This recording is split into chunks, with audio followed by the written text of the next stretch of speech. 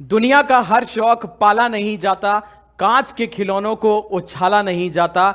मेहनत करने से मुश्किल हो जाती है आसान, क्योंकि हर काम तकदीर पर नहीं टाला जाता। नमस्कार साथियों, मैं वरुण पार्शर आप सभी लोगों का स्वागत करता हूं उत्कर्ष क्लासेस के एसएससी चैनल पे। क्या है आज के इवेंट में खास? वैसे तो आप लोगों को वो थंबनेल पे ही दिख रहा होगा, बाकी आज के इवेंट में मैं आपको फिर भी बता देता हूं कि क्या आज हम करने वाले हैं। आप जानते हैं कि आने वाले समय में आपको आरआरबी ग्रुप डी जो है उसका एग्जाम देखने को मिलेगा। नोटिफिकेशन आया, 30,000 से ज़्यादा वैकेंसी देखने को मिली है और चर्चा तो इसकी भी है कि आगे जाके ये आपकी वैकेंसी बढ़ भी सकती है। तो बच्चों के मन में प्रश्न तो बहुत सारे आ रहे होंगे आरआरबी ग्रुप डी से लेके कि तैयारी कैसे करें। और बच्चे को जब पता नहीं होता तो वो बहुत सारी चीज़ों को पढ़ते चला जाता है कि ये भी पढ़ लेते हैं, ये भी पढ़ लेते हैं, ये भी पढ़ लेते हैं, और वहीं पे हो जाती है दिक्कत। क्योंकि किसी भी पेपर को निकालने के लिए आप सब लोगों को ये ज़रूर पता होना चाहिए कि आपको किस चीज़ को छोड़ना पड़ेगा। ठीक है, ये एक बहुत इंपॉर्टेंट चीज़ है। मैं सिर्फ ग्रुप डी के लिए नहीं बोल रहा, मैं हर एग्जाम के लिए बोल रहा हूँ। अगर आप पेपर निकालना चाहते हैं तो आपको ये ज़रूर पता होना चाहिए कि क्या हमको छोड़ के जाना है। तो बच्चों को पता नहीं होता, सब कुछ पढ़ते हैं। तो आज का जो इवेंट रहेगा उसमें मैं आपको बताऊंगा कि ग्रुप डी के एग्जाम में जो आपकी मैथ्स आएगी, रीजनिंग आएगी, जीके जीएस आएगी, साइंस आएगी, उसमें कौन कौन से टॉपिक जो है वो आपके लिए महत्वपूर्ण हो सकते हैं और कौन कौन से टॉपिक ऐसे हैं जिनको आप छोड़ के भी जा सकते हैं। ठीक है, तो समय को खराब ना करते हुए जल्दी हम अपने इवेंट को शुरू करते हैं। सबसे पहले तो बात करें अगर पेपर पैटर्न की अगर बात की जाए तो इसमें आपको 30 क्वेश्चन रीजनिंग के रहेंगे, 25 क्वेश्चन आपके किसके रहेंगे? साइंस के रहेंगे, 20 क्वेश्चन जनरल अवेयरनेस और करंट अफेयर, और 25 क्वेश्चन आपको किसके मिलेंगे? मैथ्स को मिलेंगे। और प्रत्येक क्वेश्चन को 1 नंबर दिया है। 100 क्वेश्चन होंगे, 100 मार्क्स के रहेंगे, और आपको 90 मिनट का जो है करीबन 1.5 घंटे दिए गए हैं इस 100 क्वेश्चन को क्या है आपको कवर करने के लिए। तो ये तो वैसे तो जो लोग तैयारी कर रहे होंगे वो बहुत अच्छे से इससे ऑलरेडी परिचित होंगे कि किस तरीके से आप अपने टाइम स्लॉट को डिवाइड कर सकते हैं। ये सब चीजें भी मैं आपको आगे बताऊंगा।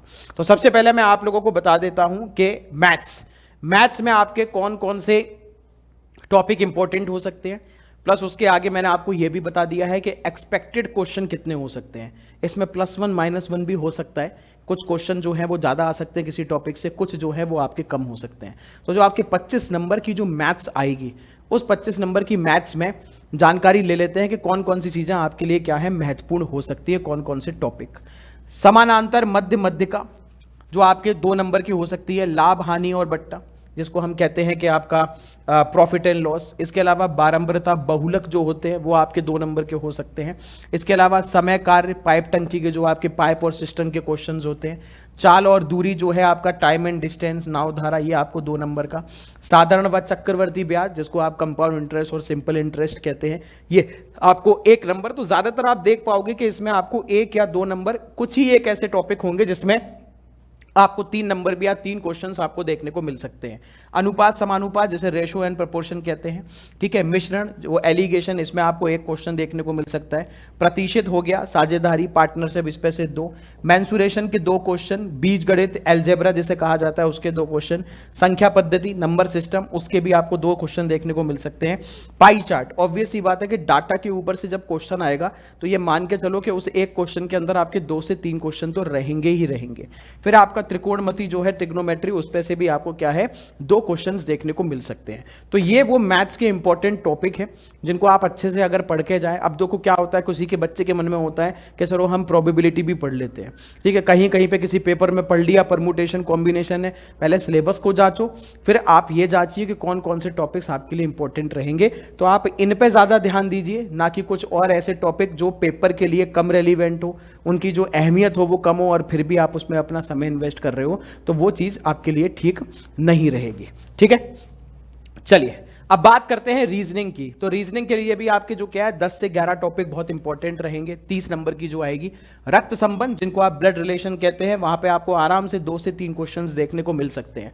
बैठने की व्यवस्था जिसको आप पजल कहते हैं, ठीक है, कि राहुल जो है वो सोहित के इतनी दूर बैठा है, एक हाथ छोड़ के बैठा है, या लेफ्ट पे बैठा है या राइट पे बैठा है, ये क्वेश्चंस आप लोग जानते होंगे। आराम से आपको 2 से 3 क्वेश्चन उस पर देखने को मिल सकते हैं, क्योंकि जब एक पजल आती है तो उसमें अंदर उसके 2 से 3 क्वेश्चंस भी आपको देखने को मिल जाते हैं। श्रृंखला पद्धति की बात की जाए तो ये भी याद रखेंगे, असमानता, क्या इसमें जो है आपको गलत ढूंढना होता है। कैलेंडर पे से क्वेश्चन बिल्कुल आ सकता है, घड़ी पे से क्वेश्चन आ सकता है, काउंटिंग ऑफ फिगर जो है आपको उस कई सारे उसमें दिए होंगे, एक बड़ा ट्राइंगल, उसके अंदर कई सारे छोटे ट्राइंगल दिए होंगे, तो वो आपसे पूछा जाएगा कुल मिला के कितने इसमें ट्राइंगल हैं। मिरर इमेज पूर्ण धारणाएं हैं। इसके अलावा कथन और निष्कर्ष, स्टेटमेंट एंड कंक्लूजन जो होता है, और आपका जो क्या है पूर्व अनुमाद, ये सब क्या है आपको इसमें देखने को मिल जाएंगे। ये आपके रीजनिंग के क्या रहेंगे, इंपॉर्टेंट क्वेश्चंस रहेंगे।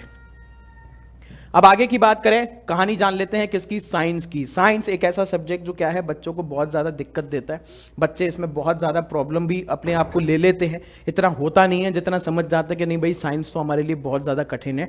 तो वहाँ पे भी मैं आपको बता देता हूँ कि फिजिक्स में, केमिस्ट्री में, बायोलॉजी में, जिसको आप जीव विज्ञान, भौतिक विज्ञान, रसायन विज्ञान, इसमें आपके लिए क्या क्या खास रहेगा। देखो मात्रक और राशियाँ, इनमें से अधिकतर हम लोगों को क्वेश्चंस देखने को तो मिले हैं, पहले भी देखने को मिले हैं, हालांकि बहुत समय बाद ग्रुप डी का पेपर हो रहा है, पर आप ये मान के चलते हैं कि फिजिक्स में से आपको यहाँ पे से देखने को मिल जाएंगे आराम से जो है प्रश्न। बल, कार्य, ऊर्जा, इसमें आप कह सकते हैं कि 2 क्वेश्चंस आपको देखने को मिल जाए, जैसे आप फोर्स कहते हो, वर्क कहते हैं, एनर्जी।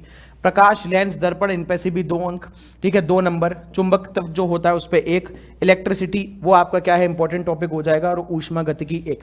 अब देखो ये मत कहना कि सर क्या एक एक क्वेश्चन के लिए पढ़ेंगे, बेटा जब कंपटीशन बहुत ज़्यादा हाई होता है ना तो फिर पॉइंटों में बताते हैं यहाँ पे कि पॉइंटों में पता है 50-50 हज़ार स्टूडेंट बाहर हो जाते हैं कि अगर आपके किसी से 0.5 नंबर कम है तो इतने में आप मान लो 25-30 हज़ार तो बच्चे गए बाहर, क्योंकि आपको फॉर्म भी बहुत अच्छे खासे इसको भरते हुए देखने को मिल जाएंगे। केमिस्ट्री की बात करें, रसायन की, तो अम्ल, क्षार, एसिड, बेस, मेटल जो होता है वो। भौतिक रसायन परिवर्तन, फिजिकल और केमिकल रिएक्शन, मोमबत्ती का जलना भौतिक रसायन है या केमिकल है, कुछ ऐसे एग्जाम्पल्स आपसे पूछ लिए जाते हैं। नमक का पानी में घुल जाना, ये आपका भौतिक परिवर्तन है या रसायन परिवर्तन है, कुछ ऐसे उदाहरण के तौर पे। समस्थानिक, इस पे से 1 अंक। आवर्त सारणी जो है उस पे से आपको 2 अंक देखने को मिल सकते हैं। रासायनिक सूत्र बिल्कुल आपसे पूछा जा सकता है, सोडियम कार्बोनेट, सोडियम बाइकार्बोनेट, इन सब के फॉर्मूले क्या हैं। बिल्कुल अमलगम आपसे पूछा जा सकता है क्या होते हैं, तो ये सूत्र वगैरह कोई पहली बार नहीं, बिल्कुल आपसे आगे भी पूछे जा सकते हैं। आगे की बात की जाए तो जीवाणु विषाणु रोग, जब भी बायोलॉजी की बात आएगी तो जो आपकी बीमारियों का चैप्टर होता है, डिजीज का जो चैप्टर होता है, उस पे से तो आपका क्वेश्चन लाजमी है, बनेगा ही बनेगा। आपको बीमारी दे दी जाएगी, आपसे ये पूछा जाएगा किस जीवाणु से होता है या विषाणु से, या फिर जीवाणु विषाणु का नाम दिया जाएगा, आपसे पूछा जाएगा कि कौन सी बीमारी इनसे होती है। ठीक है, विटामिन बहुत इंपॉर्टेंट है, आते ही आता है, वही आपका ABCDEK, ये सब आपकी जो विटामिन है। कोशिका, सेल के ऊपर से क्वेश्चन आएगा ही आएगा। ठीक है, संघ 1 अंक। प्रकाश संश्लेषण जो फोटोसिंथेसिस होता है, इसके अलावा फफूंद से भी क्वेश्चन आ सकता है, कवक, इसके ऊपर से आपका एक क्वेश्चन देखने को मिल सकता है। अब बात की जाए किसकी, बात अगर मैं करूं किसकी, करंट अफेयर की, सामान्य ज्ञान। इसमें ये एक ऐसा समुंदर है जिस समुंदर की शायद कोई गहराई नाप नहीं पाया। इसमें हम ये मान के चले जो 20 अंक है, इसमें आपको हिस्ट्री भी पढ़नी है, पॉलिटी भी पढ़नी है, ज्योग्राफी भूगोल भी पढ़ना है, फिर आपको इकोनॉमिक्स भी पढ़ना है, इसके अलावा आपका जो स्टैटिक है वो भी पढ़ना पड़ेगा, प्लस आपकी करंट तो है ही।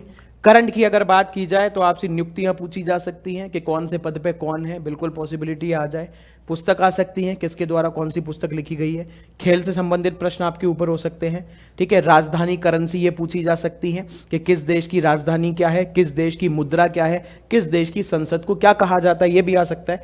पुरस्कार आपसे पूछे जा सकते हैं, नोबेल और राष्ट्रीय, जिसमें आपके कई सारे पुरस्कार, संगीत पुरस्कार, जैसे अभी आईफा चल रहा है। ठीक है, तो आपका ये क्या है, इससे संबंधित पूछ सकते हैं कि आईफा में सबसे बेस्ट एक्टर कौन रहा, एक्ट्रेस। नोबेल पुरस्कार, इन पे से क्वेश्चन आ सकते हैं। खेल के लिए कोई पुरस्कार दिया गया, उन पे से आपको क्वेश्चन मिलेंगे। अब आती है हिस्ट्री की बात। हिस्ट्री में मैं आपको ये बोल सकता हूं कि आप अपना ज्यादा ध्यान जो है वो अगर आप आधुनिक इतिहास पे दें तो ज्यादा बेहतर रहेगा, मॉडर्न हिस्ट्री पे। ठीक है, ये आपका ज्यादा रेलिवेंट होता है। फिर आप कह सकते हैं कि आपका मेडिवल और एंशिएंट। पॉलिटी की अगर बात की जाए, 1 से लेके 72 तक के आर्टिकल तो आपको पता होने चाहिए।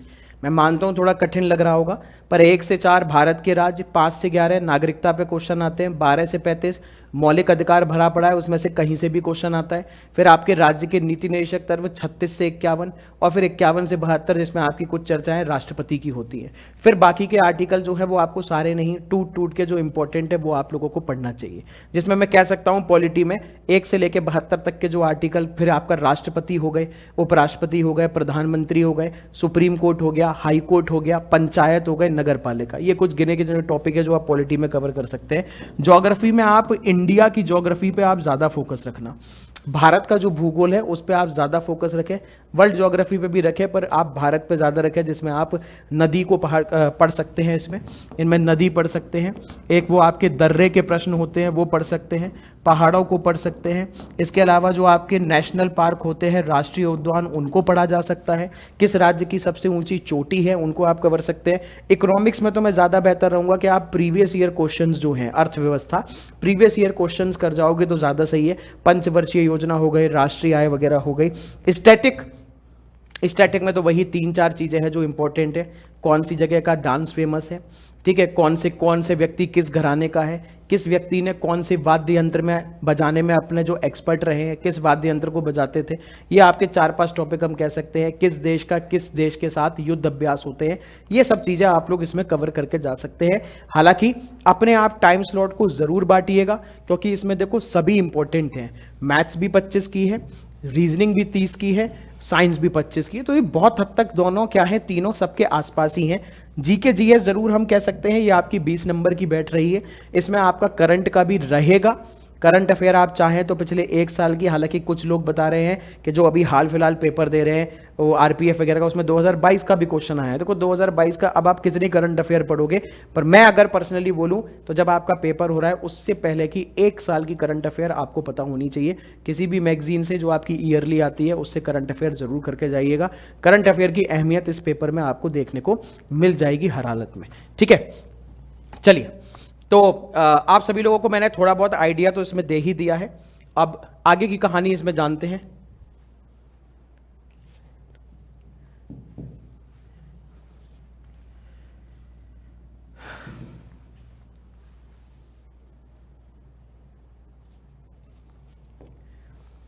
चलिए, आप सभी जानते हैं कि जो आपका होली का त्यौहार है, आप सब लोग भी होली जो है बहुत अच्छे से मना रहे होंगे।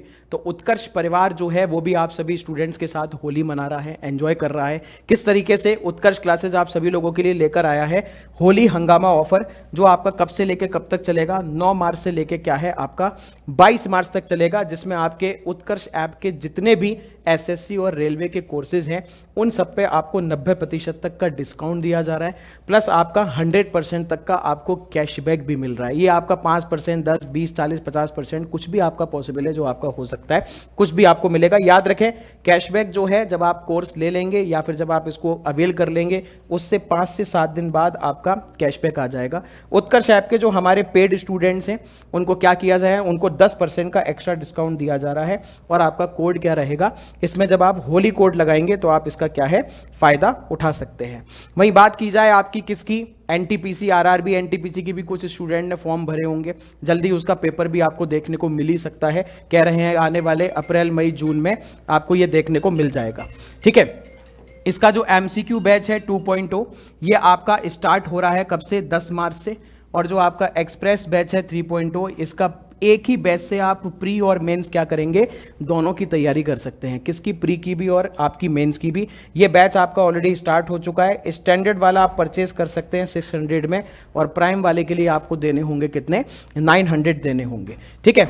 चलिए, एमसीक्यू के माध्यम से आप जानते हैं आपकी अगर थ्योरी अच्छी हो गई है तो एमसीक्यू के माध्यम से आप पूरी की पूरी थ्योरी का रिवीजन भी कर सकते हैं।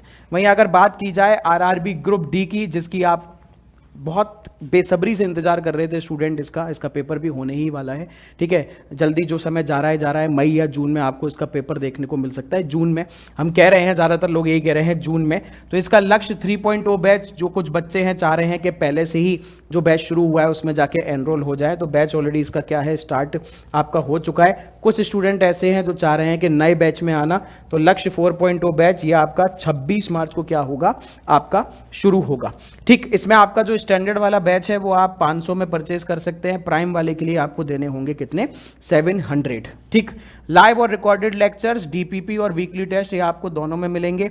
आस्क डाउट और क्रिएट टेस्ट यहाँ पे 3 प्रतिदिन, वहाँ आप अनलिमिटेड डाउट पूछ सकते हैं। और एमसीक्यू बैच और टेस्ट सीरीज जो है वो आपका क्या है प्राइम में फ्री में दिया जाएगा, स्टैंडर्ड में आपके लिए अवेलेबल नहीं रहेगा, ठीक है। तो आप सभी लोग और भी ऐसे इवेंट्स को जानने के लिए उत्कर्ष परिवार के साथ जुड़े रहिएगा। मैं आगे भी आप सब लोगों के लिए और इन्फॉर्मेशन लाता रहूंगा जिससे आपके पेपर की तैयारी और बेहतर हो सके। थैंक यू एवरीवन, जय हिंद, जय भारत।